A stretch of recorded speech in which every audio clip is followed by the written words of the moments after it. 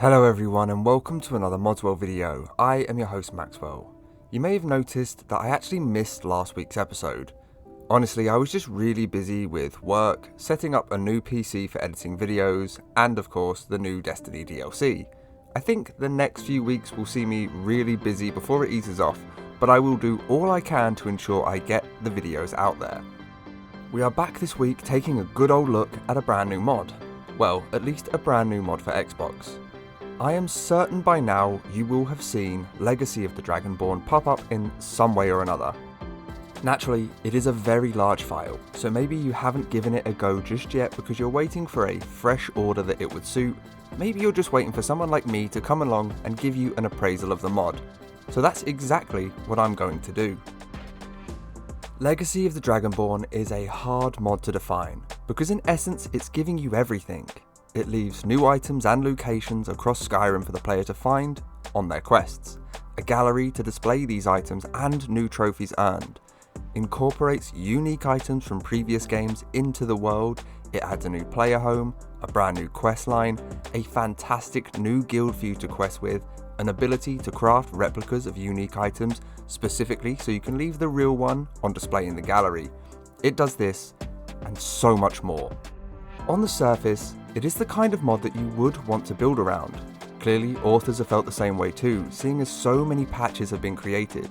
These largely focus on area edits, lighting and leveled list, so I do advise checking through for which of those you're using.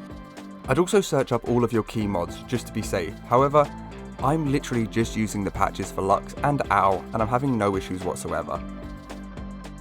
The largest stumbling block for console players with mods like this is going to be the cost.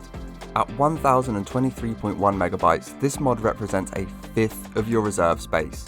This is something of a gut punch, and it makes it hugely unviable for repeat use. It is worth noting that this mod is actually affecting so much change in the game that value for effect is actually pretty good.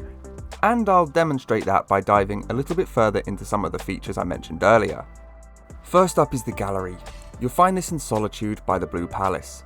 The gallery itself is designed to hold over 3,000 artifacts received from questing, most of which are new items added to the game, giving you a treasure hunting side quest. This alone will extend the life of your playthrough by a huge amount. There is also a player home that is tied to this mod.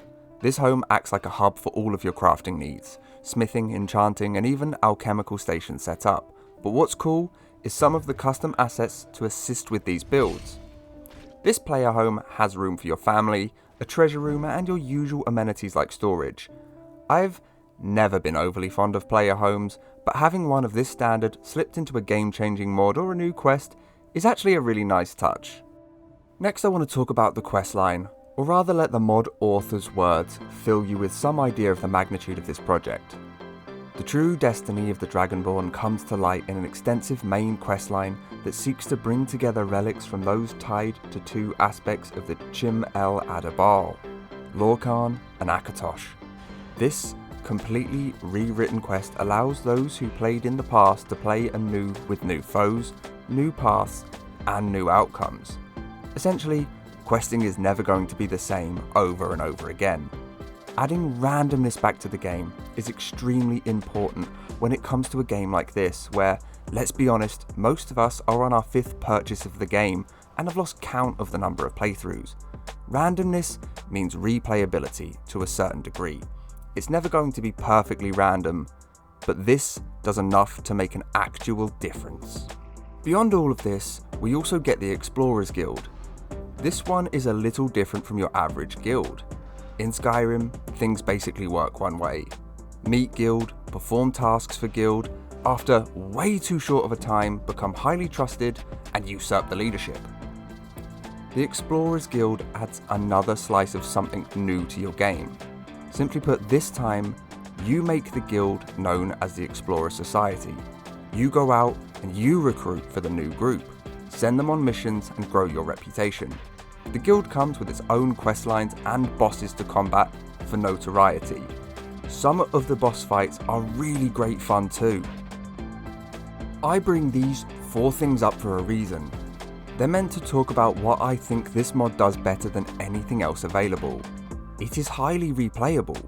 Each of the main parts of this mod deliver an experience that changes with each playthrough, and due to how much there is added in or edited, you'd be able to play this hundreds of times before you've even seen everything. Alternatively, you could go down the completionist route and say this mod is necessary for how many hours it could potentially add to a single playthrough.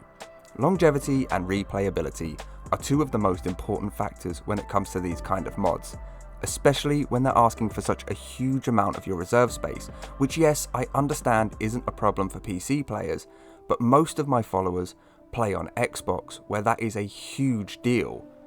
But it's fair to say, this mod has sorted out two of those aspects and many more to such a fantastic degree that the cost isn't that bad.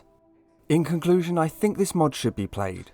If you're on Xbox, I highly recommend sorting out a really basic load order with the room for something like this.